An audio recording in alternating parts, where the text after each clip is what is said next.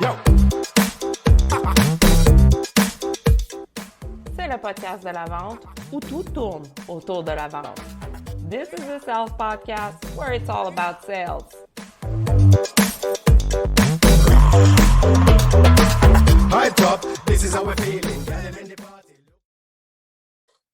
Aujourd'hui, on jase de vente avec Emeline Manson, formatrice et experte en cybersécurité. Bonjour Emeline. Salut, je suis contente d'être avec toi aujourd'hui. Bien, moi aussi, je suis contente. Merci d'avoir accepté mon invitation. Merci d'être là aujourd'hui. Emeline, tu es formatrice, experte, cyberprévention, cybersécurité. Qu'est-ce que ça fait, ça, exactement? Alors, le domaine de la cybersécurité, c'est un mot où est-ce qu'on met beaucoup de choses aujourd'hui. C'est un mot qui veut tellement dire de choses qu'il ne veut plus rien dire. Et il y a tellement d'experts et de sous-expertise dans ce mot-là. Donc, il va y avoir beaucoup de gens en ce moment qui s'intéressent à la machine, tu sais, faire des audits de sécurité, puis les antivirus. Et oui, c'est important. Moi, là où est-ce que mon cœur est, c'est auprès de l'humain. Moi, j'ai plus un bagage en criminaux, en psycho. Donc, moi, c'est vraiment l'aspect humain, la prévention, de dire, bon, ben, est-ce qu'on ne peut pas prévenir plutôt que guérir? Puis comment on outille notre monde à l'interne, en entreprise, à adopter des bonnes pratiques en ligne? Donc, moi, c'est plus l'humain qui m'interpelle. Super! Super. Puis aujourd'hui, tu viens sur mon podcast, c'est le podcast de la vente. Donc, je vais te poser ma première question qui est, c'est quoi ton lien avec les ventes? Écoute, avant, moi, ça fait très peu de temps que je me suis partie en affaires. En fait, au mois de mars l'année dernière, j'ai débuté le projet. Puis moi, j'avais zéro idée de lancer une business avec ça. Moi, à ce moment-là, j'étais employée à la Banque nationale au niveau des fraudes, au niveau des enquêtes. Enseignante aussi, j'enseigne à Poly en cyber-enquête. Donc moi, j'ai parti un projet. Puis le projet a évolué et de fil en aiguille, au mois de juin, j'ai démissionné de la banque et je me suis lancée à temps plein. Mais c'est très drôle ta question par rapport à la vente parce que j'ai jamais eu l'impression de vendre jusqu'à maintenant. Et j'ai l'impression que les gens m'achètent plutôt que je vends. Donc ça joue peut-être un petit peu sur les mots. Et c'est toi qui m'avais dit au tout début, quand on s'est rencontrés, je pense que vers le mois de juin, tu m'as dit, on vend tous. Tu sais, on fait ça tout le temps. Et tu me disais, quand tu es dans le canapé avec ton chum sur Netflix, vous vendez l'idée de qu'est-ce qu'on va regarder, qu'est-ce qu'on mange ce soir. Donc, on vend tous. Depuis le début, par contre, de mon parcours, une chose que je me suis dit, c'est que, tu sais, on entend beaucoup parler de B2B, de business to business. Ça, depuis le début que je suis à ma jeune expérience d'entrepreneur, de femme d'affaires, je suis comme, B2B, moi, ça ne rejoint pas mes valeurs. J'ai l'impression plus que c'est du humain à humain. Oui, il y en a qui me disent, oui, H2H, ça me parle plus. C'est de l'humain à l'humain. Même quand il y a dans le domaine de la cyber, ça arrive des attaques, malheureusement. De toute façon, le risque zéro n'existe pas. Mais moi, ça vient me chercher quand il y a des entreprises qui sont victimes puis qui font juste envoyer un courrier par la poste pour dire vos données ont été compromises. Comme, prends le téléphone. Oui, parce que c'est épeurant, là, on ne veut pas le recevoir, ce courriel-là. Je veux dire, on se met dans la peau de celui qui le reçoit. Là, si c'est des données très, très sensibles, ça peut être vraiment épeurant d'avoir un courriel comme ça, puis tu attends juste la conversation qui doit être tenue pour mettre les choses au clair, savoir qu'est-ce qui s'est passé, comment ça s'est passé, puis qu'est-ce qu'on doit faire à partir de maintenant. Oui. Donc, ma notion de la vente est très humaine. C'est très, très humain. C'est de dire, je ne vends pas en ce moment mon travail, et tu l'as vu sur les réseaux sociaux, je suis très active. Mon réseau social, c'est de faire prendre conscience dans un premier temps aux gens qu'il y a un problème et que ce problème les concerne très, très certainement. Moi, je suis convaincue qu'il le concerne aussi, mais ce n'est pas tout le monde qui le voit. La prévention, les gens vont réagir plutôt que prévenir. Donc, mon travail, ma façon de vendre, c'est de mettre des graines dans la tête des gens pour dire « Hey, est-ce que tu fais ça comme ça? Puis est-ce que tu sais que c'est peut-être pas nécessairement une bonne idée? » Ah bon? Je veux faire bien alors. Donc, tu sais, c'est un processus plus long, par exemple, mais je le trouve plus durable dans le temps. Le lien qui est créé est plus durable aussi. Ça me parle plus. Tout à fait, je suis 100% d'accord avec ce que tu dis. C'est une belle approche parce que oui, effectivement, c'est plus durable dans le temps. Parce qu'au nombre de graines que tu vas avoir semées, tu vas avoir tout un jardin dans quelques années. Tu vas avoir toutes sortes d'affaires qui vont se passer, toutes sortes de gens qui vont dire « Emeline, j'ai vu une de tes publications il y a 3 ans, ça m'a toujours resté en tête. Là, j'ai besoin de toi. À ce moment-là, je n'avais pas besoin de toi, mais là, aujourd'hui, je suis rendue là à t'appeler à avoir besoin de tes services. Il va se passer toutes sortes de trucs. » C'est une super belle façon d'aller faire de l'éducation. Tu as une approche qui est éducative, tu sais, quand tu dis prendre conscience. Ça aussi, c'est une belle manière de vendre parce que tu n'imposes pas. Tu invites les gens à se poser des questions, à se regarder, Je fais ça, moi, je fais pas ça. Qu'est-ce que je dois faire? Qu'est-ce que je dois faire? Puis évidemment, il y a des gens qui vont te contacter et qui te contactent déjà, d'ailleurs, suite à ce que tu fais, tes activités. Donc, c'est une super belle approche qui est très humaine, effectivement. Puis, les professionnels de la vente ont tout intérêt à avoir une approche humaine. Et tu sais, tu parles et ça m'a fait penser à une deuxième chose. En fait, je vends 2 fois. C'est un même produit, je le vends 2 fois. Je le vends d'abord à mon dirigeant d'entreprise Oui, et ensuite je le vends au staff. oui, Ensuite, je le vends aux employés parce que je vais former les employés. Et je pense que c'est eux les pires. C'est eux que je dois, les pires, je dis ça gentiment, hein, mais tu sais, c'est eux les plus réfractaires parce que oui, tu sais, la cybersécurité, les bonnes pratiques en ligne, c'est une grosse gestion du changement aussi. Donc, les gens qui vont être assis devant moi, j'ai un groupe de 10 personnes que leur boss a dit, assieds-toi entre midi et 2, Evelyne va te parler de cybersécurité. Eux, ils ne sont pas nécessairement volontaires dans le processus. Donc, moi, là, c'est là qu'il clairement. faut vendre. Vendre. Oui. Mais oui, il faut vendre. Tu vois, je ne suis pas à l'aise avec le mot vendre encore Mais parce que c'est j'essaie parce de que trouver un synonyme. peut-être parce que tu penses que vendre, c'est automatiquement, comme on dit en anglais, du hard sell, tandis que toi, c'est Ouais. du soft sell, ce que tu fais. C'est-à-dire que tu ne demandes pas la vente, tu n'es pas toujours en train d'essayer de conclure la vente. Au contraire, tu as une approche qui est soft, qui est laid back, qui est éducative, consultative, puis la vente se fait toute seule, en quelque part. Ouais. Donc, oui, je suis d'accord avec toi que ces gens-là, ils ne l'ont pas demandé. Ils ont peut-être peur de ce qui s'en vient pour eux. Tu sais. Changer d'habitude, c'est pas facile. Mais en même temps, dans ton domaine en cybersécurité, on n'a pas le choix. Là. Si on ne se met pas à jour, Non, on va se faire exact. attaquer, c'est sûr. Si on ne change pas nos comportements, on va se faire voler notre identité ou peu importe nos données. C'est assuré, là. Ouais. Puis ça, c'est mon travail d'utiliser les bons mots pour que la personne, ça l'interpelle. Parce que si je fais juste te dire ton boss, voilà, les mots de passe, il faut avoir un mot de passe Ouais. robuste, 20 caractères, fais Ouais. ça. Bah non, il faut que j'aille la chercher dans ses émotions, il faut que j'aille la chercher dans ses propres motivations intrinsèques, cette personne qui m'écoute aussi. Donc, moi, je dis toujours à mon dirigeant d'entreprise, fais pas le saut, je peux parler de la vie personnelle de ton monde. Parce que les Mhm. bonnes pratiques qu'ils adoptent à la maison, pour leurs jeunes, pour leurs parents, Oui, c'est sûr que ça va aller dans l'entreprise ensuite. C'est une clairement. façon.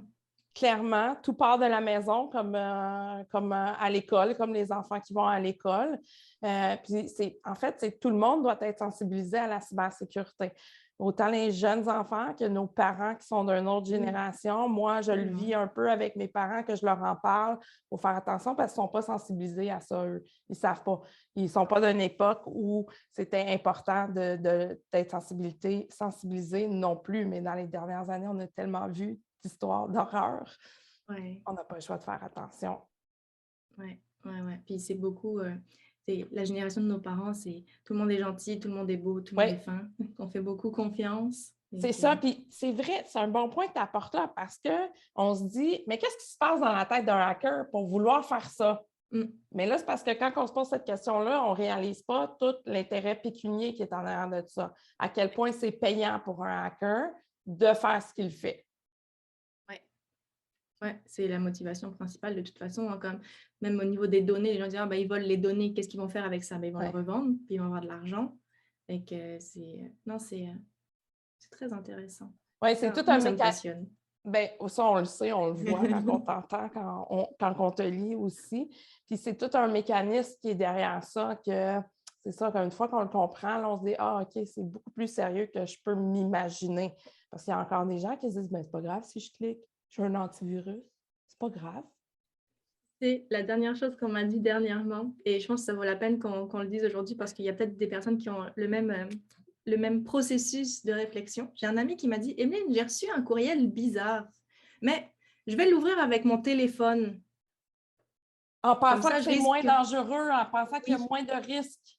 oui, Parce que son téléphone n'est pas connecté à Internet, il n'est pas connecté non. à des données, donc il ne peut pas. Il n'y a pas d'application sur son téléphone.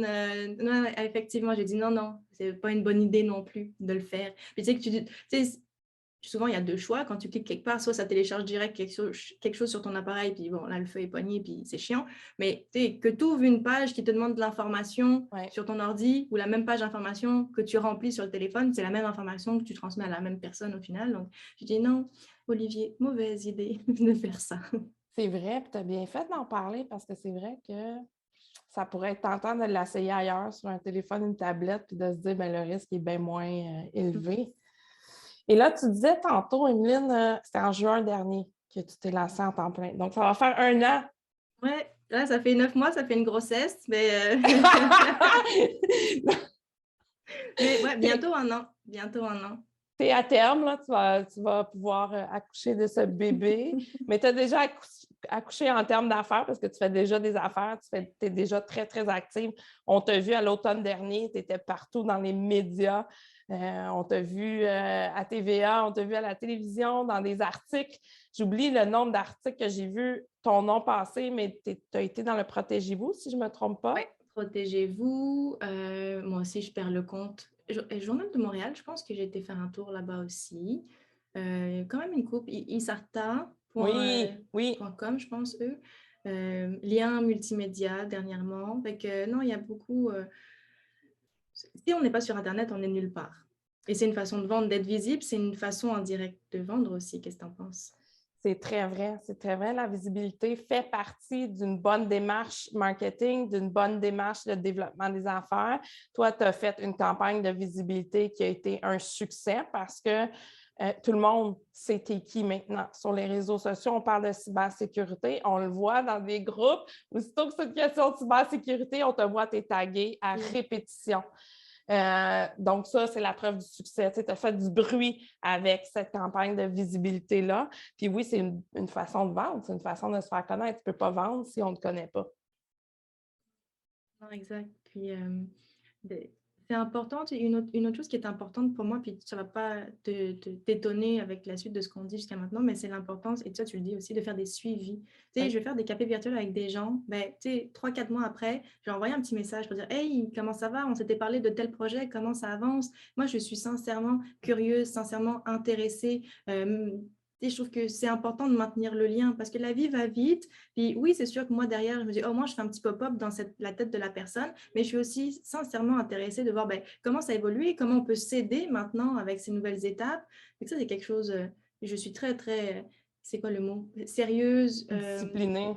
disciplinée. Oui, Ouais. c'est vrai parce que tu l'as fait avec moi. La première fois qu'on s'est parlé, c'est toi qui es venu vers moi. Tu avais écouté un podcast que j'ai fait. Oui. Puis tu m'as félicité. Moi, j'ai trouvé ton approche très humaine. Fait que ça va dans le sens de ce que tu dis par rapport à la vente et ta façon de vendre. Tu étais très humaine, on le sentait que c'était sincère, que ce n'était pas forcé juste pour faire le contact. Parce que ça, on le sent même quand c'est par courriel, on n'a pas besoin d'être un professionnel pour le sentir. Et on a connecté, on a fait un café virtuel, puis on a tout le temps gardé contact ensuite. On s'est recroisés dans des trucs de réseautage, mais on a tout le temps quand même gardé contact par la suite. Le suivi en vente, c'est vraiment le nerf de la guerre. Tu sais, si on prend des statistiques pures et dures qui ont probablement évolué un peu, là, mais les dernières que j'ai disent que 80 des ventes arrivent entre le 5e et le 10e suivi. C'est beaucoup, ça. Donc, tu sais, 5 suivis, ça peut se faire dans 2 semaines, 3 semaines, 1 mois, là, dépendamment du contexte et de comment ça se déroule dans la discussion. Mais ça peut aussi prendre des mois. Tu sais, si ton client dit « Je ne suis pas prête tout de suite, rappelle-moi dans 2 mois », attends, dans 2 mois, tu le rappelles, suivi numéro 2. Ça se peut que ça prenne 1 an faire une vente. C'est ça qu'il faut garder en tête. C'est ça aussi qu'on voit souvent qui est déficient, c'est qu'on a une vision un peu trop court terme de la vente. La vente, ça se passe à 3 niveaux, court, moyen, long. C'est quoi long? Mais ça dépend de ton industrie. C'est quoi moyen? Ça dépend de ton industrie, mais on peut se fier sur court terme, quelques jours, moyen, quelques mois, long, quelques mois, voire années, selon ce que tu vends. Toi, dans ton cas, ça va t'arriver aussi. Il y a des clients des prospects à qui tu vas parler, ils ne seront pas prêts tout de suite à prendre tes services, mais peut-être dans 1 an, 2 ans. Oui, mais j'en ai déjà. Il y a des gens, je suis en communication depuis le mois de septembre. Et puis, c'est pas qu'ils veulent pas, ils veulent, mais la vie va vite aussi. Donc, c'est pour ça que moi, je me dis, tant que j'ai pas un nom, je continue. Si la personne, clairement, elle me donne un nom, bon, bah là, OK, on va se calmer, on refait un suivi de. Bah, tu sais, un nom, c'est jamais un nom définitif non plus. Je vais faire un suivi dans 6, 8, 12 mois. Oui. Quand même. Mais ouais, c'est plus long. Les gens sont occupés, la vie va vite. Donc, je pense que c'est de leur rendre service aussi de faire des suivis. Totalement, parce que des fois, ils ne t'oublient pas complètement. Ils savent qu'ils doivent prendre contact avec toi. C'est juste une question de temps. Puis là, toi, si tu le fais au bon moment, bien, ça risque de fonctionner. Et tu as raison. Le 6 mois, 12 mois, ça, c'est parfait. Mais le nom n'est pas un nom définitif. Tu peux t'en servir et de dire « Hey, je sais que tu m'as dit non la dernière fois. Je viens juste voir si ta situation elle a changé. Es-tu toujours plus pour non ou pour oui? Peut-être pas de façon directe comme ça, là, évidemment, là, avec un contexte alentour, mais c'est un bon prétexte pour revenir quelques mois plus tard.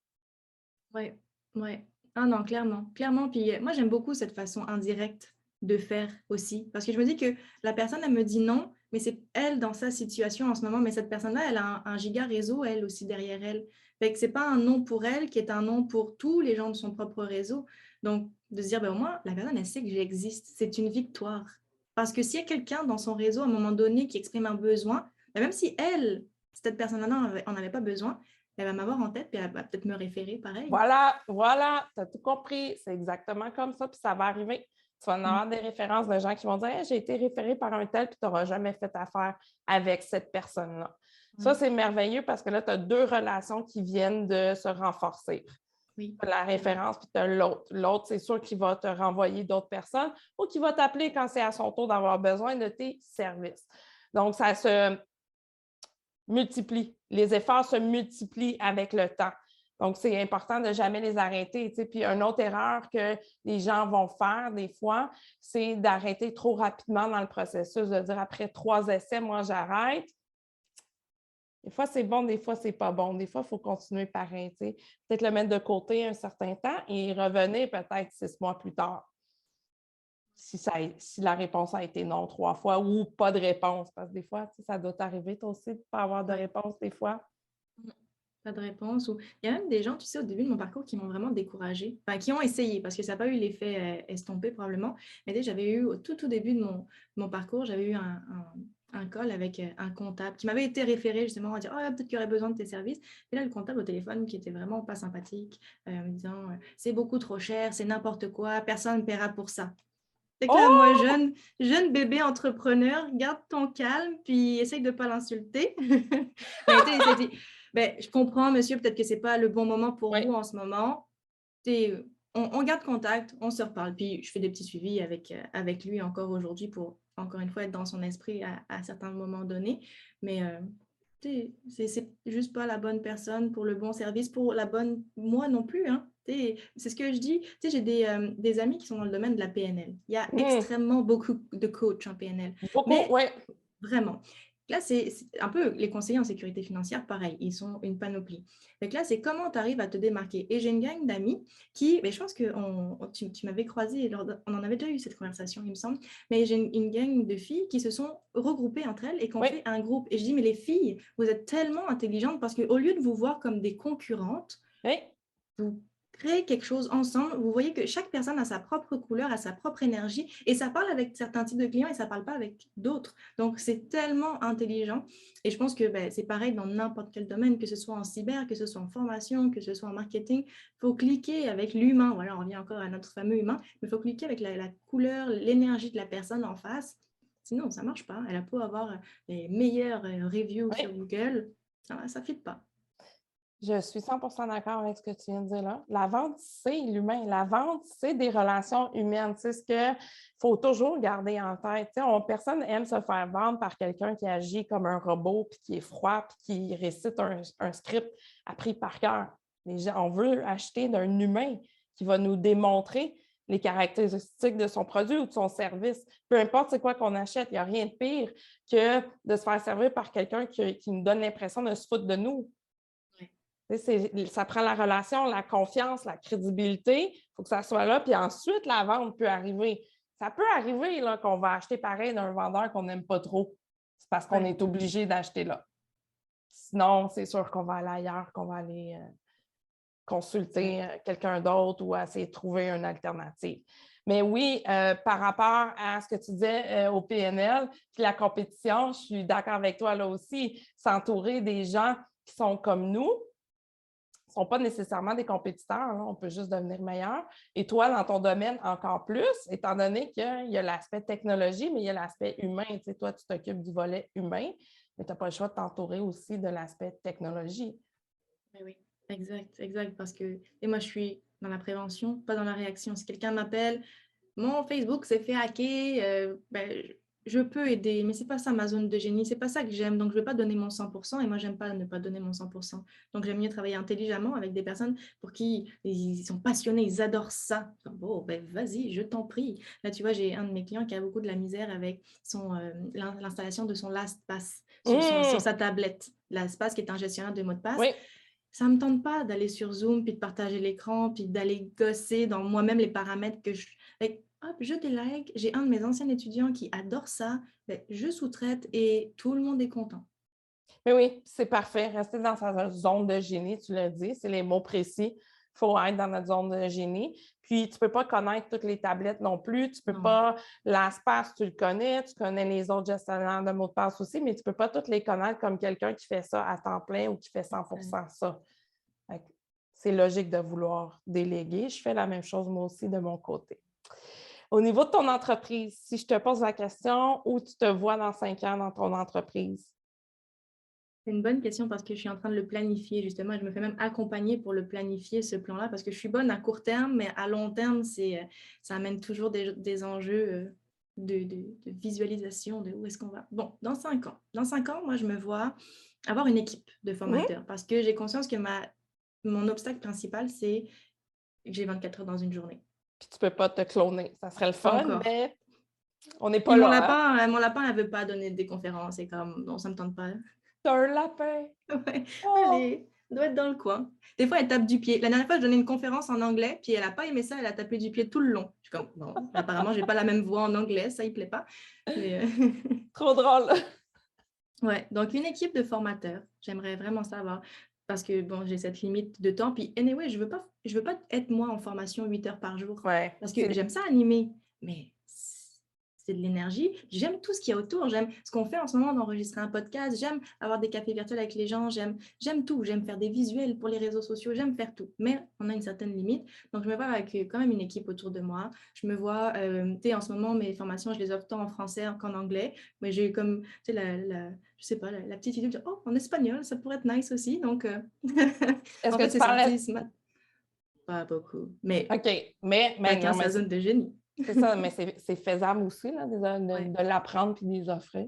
Ouais, non, exact. Et puis, tu sais, une chose dans laquelle je suis par rapport à ça, par rapport à la vision, puis où je me vois dans 5 ans, en ce moment, le nom de mon entreprise n'a pas rapport nécessairement avec ce que je fais. Parce que mon entreprise a été ouverte avant mon projet entrepreneurial pour d'autres projets initialement qui sont tombés à l'eau, puis que j'avais cette coquille vide-là d'ouverte au mois de mars l'année dernière quand j'ai parti le projet. Donc, Je me c'est suis dit, ah ben, facile de l'utiliser. Mais oui, c'est logique, on aurait tout fait exact. ça. Exact. Mais aujourd'hui, puis heureusement, en fait, pour la petite histoire, c'était normalement pour de l'immobilier. Donc, j'ai investi en immobilier avec mon conjoint, puis c'était pour, nos ratios d'endettement commencent à être, on va investir via une entreprise. Et là, moi, je voyais ça, appeler ça immeuble, menson, immobilier, peu importe. Et là, j'ai le cousin de mon chum qui me dit, on ne sait pas de quoi est faite la vie. Utilise un nom qui est sobre. Merci pour ce conseil qui m'a voulu. Pour que tu puisses le réutiliser ensuite. Exact. Oui. Et c'est ce qui est arrivé au final. Donc là, c'est EM développement. Bon, ça va, c'est pas hors contexte non plus, mais avec les projets d'évolution que j'ai, il va falloir que je revoie ça aussi pour pouvoir intégrer d'autres personnes. Que oui, je suis là et je suis un pilier et je suis la façade, le visage, parce que je veux qu'il y ait toujours le côté humain. Oui. Mais il y aura d'autres gens avec moi autour, donc que les gens comprennent, acceptent aussi. Tu sais, ça va être une certaine vente de faire accepter l'idée que ce ne sera pas toujours moi qui donne la formation. Clairement, parce qu'il y en a des clients qui vont dire non, moi, je veux que ça soit toi. Si c'est pas toi, j'embarque pas. Ouais. Puis ça, mais on doit tous gérer ça d'une manière ou d'une autre, ou à un moment donné ou à un autre, des clients qui disent ça. Des fois, ça va être possible, là, de les accommoder. Des fois, non. Chaque situation est différente.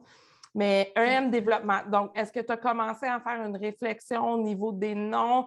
Je pense que j'ai vu quelque chose passer dernièrement sur les réseaux sociaux en lien avec ça.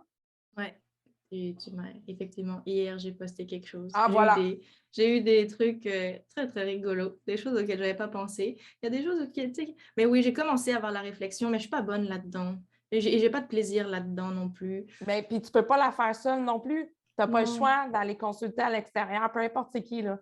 En marketing, ils font des focus groups. Là. Ils payent des gens pour avoir leur opinion. Toi, tu fais la même chose en utilisant les gens de ton réseau, en utilisant ce qui est à portée de main, puis c'est correct, c'est comme ça qu'il faut faire.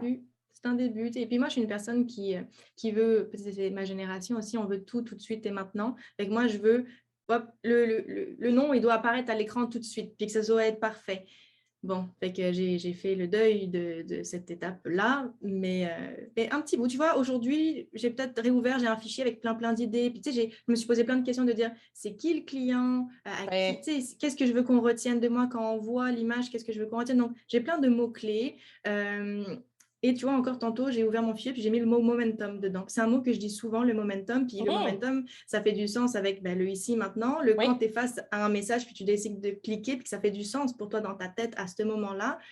J'ai un fichier avec plein de mots, puis tranquillement, un pas à la fois. Mais ce qui est magique et ce qui est beau avec ce que je vis en ce moment, c'est que les gens n'achètent pas EM Développement. Les gens m'achètent moi en ce moment. Donc, peu importe le nom de mon entreprise, pour le moment, il y aura une transition à faire.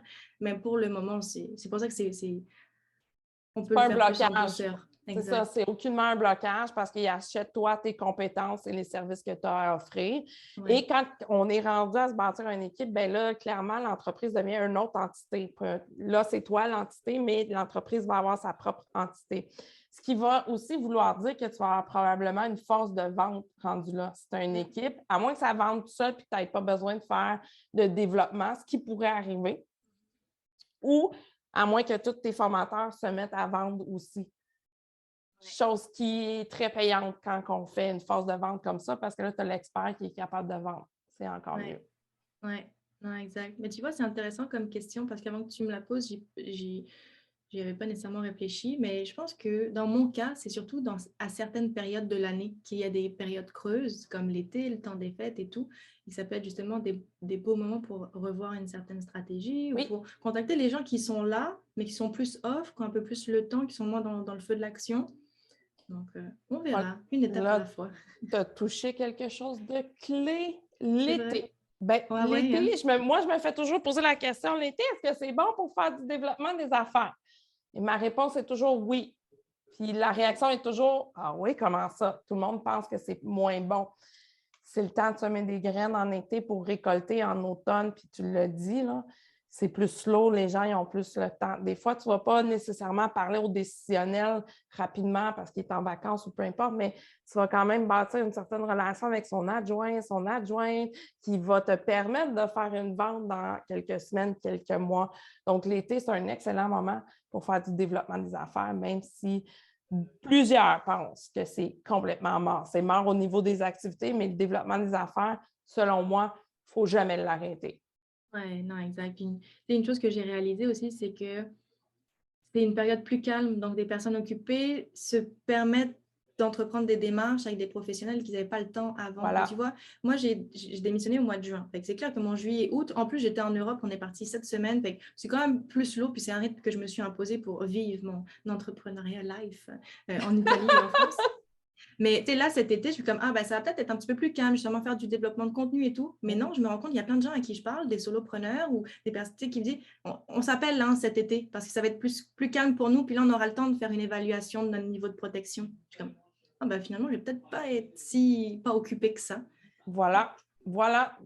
Puis tu as exactement le mindset qu'il faut avoir pour garder le momentum de son développement des affaires. Toi, tu utilises momentum. Moi, j'adore le mot vélocité. Tu sais, quand on vélocite, il y a un certain momentum qui est là parce que le mouvement il est quand même rapide. Il faut garder en vente, en développement des affaires, il faut garder une certaine vélocité, sinon ça meurt là. Sinon, l'intérêt descend, puis on n'est plus capable de rattraper par la suite. Ça peut arriver, mais ce n'est pas la norme. Donc, dans 5 ans, tu te vois là. Et tu as mentionné aussi que tu enseignais. Oui. Et ça, tu prévois le continuer sur le long terme? J'ai beaucoup trop de plaisir à enseigner. C'est tellement riche. Et puis, je rencontre des gens tellement... C'est intéressant parce que, tu sais, une de mes craintes en démissionnant et en me lançant à mon compte, c'est de dire, je vais être toute seule avec moi-même. Comment je vais faire pour évoluer sans être entourée? Oui, c'est la crainte de plusieurs entrepreneurs, là, puis c'est valide comme crainte parce que là, soudainement, tu n'as plus tes points de repère d'être dans une équipe. Oui. Et je te dirais que l'enseignement m'a beaucoup aidée dans cette peur parce que, au final, je suis en contact avec des étudiants, des gens, et puis en plus, moi, c'est un certificat en cyber-enquête qui est donné par Polytechnique. Donc, c'est des gens de domaines tellement différents. J'ai des gens en TI, j'ai des policiers, j'ai des gens qui sortent du cégep et qui veulent faire un bac par cumul. J'ai des reconversions professionnelles complètement. Dernièrement, j'avais quelqu'un qui travaillait au Casino de Montréal. Ça n'a pas rapport, mais c'est riche, c'est génial. J'ai Oui. des gens en assurance et vraiment un gros melting pot. Donc, oh non, j'aime beaucoup, beaucoup, beaucoup ça. Donc, je ne le vois pas nécessairement, à part si un jour on veut plus de moi, peut-être, hein, mais Tu vas tant que je continuer à peux, je le mélanger garde. les deux. Mais c'est Ouais. parfait parce que ça garde un pied dans l'action à un autre niveau qui va t'aider aussi dans ton entreprise. Oui. Fait que ça, c'est merveilleux. Et tu as mentionné que c'est de la cyber-enquête. Donc, c'est quoi? C'est des techniques de cyber-enquête? Ouais, c'est d'utiliser des outils d'open source, des outils OK. disponibles sur Internet pour faire des enquêtes. Donc, généralement, les postes, vers quel type de poste s'en vont ces étudiants-là? Bon, on est dans les banques. Regarde, moi, j'étais à la Banque nationale au niveau des fraudes, des enquêtes, donc ça va dans des banques, au niveau des assurances, à la police, Revenu Québec, tout. En fait, pas mal toutes les entreprises aujourd'hui ont des bureaux d'enquête Oui. de conformité. Donc, on s'en va à ce niveau-là faire des enquêtes en ligne, de dire, bon, la personne a fait telle demande, moi, la lutte au blanchiment d'argent. Donc, un client, il y a un gros dépôt sur son compte, pourtant, ça ne fit pas nécessairement avec son profil, va voir sur les réseaux sociaux, va voir s'il y a des signes extérieurs de richesse. Donc, c'est Internet, c'est fou, c'est les communications, d'avoir des données par rapport à ça. Il y a plein. Ça, c'est intéressant. C'est tout une labeur de faire tout ça, là, de dire il y a des outils en place pour dire là, ça ne fit pas avec son profil, donc il faut aller voir plus loin. C'est fou quand même de penser que c'est comme ça puis qu'on est rendu là au niveau de la technologie. Ouais. Wow! Merveilleux. Emeline, j'ai envie de te poser une question aléatoire. Est-ce que tu es prête? J'ai sorti mon application. J'ai appuyé sur le bouton. La question va sortir en anglais. Et je te la traduis. What was your favorite game to play as a child? Quel était ton jeu préféré enfant? Alors, c'est très drôle parce que ça m'a fait sortir un souvenir. Et moi, j'aime beaucoup jouer au Barbie quand j'étais plus jeune. Je n'étais pas une fille de jeux vidéo, mais avec mon petit frère, on jouait au Barbie. Puis oui, c'était un garçon, puis il jouait au Barbie, mais lui, il avait ses petits Ken. Et quand on jouait au Barbie, on jouait aux poupées. Puis ma mère, dernièrement, elle me l'a redit. Elle me dit, Emeline, quand tu jouais, c'était toujours dramatique. Il y avait toujours quelqu'un, toutes tes Barbies, elles mouraient. Tout le monde mourait dans tes histoires.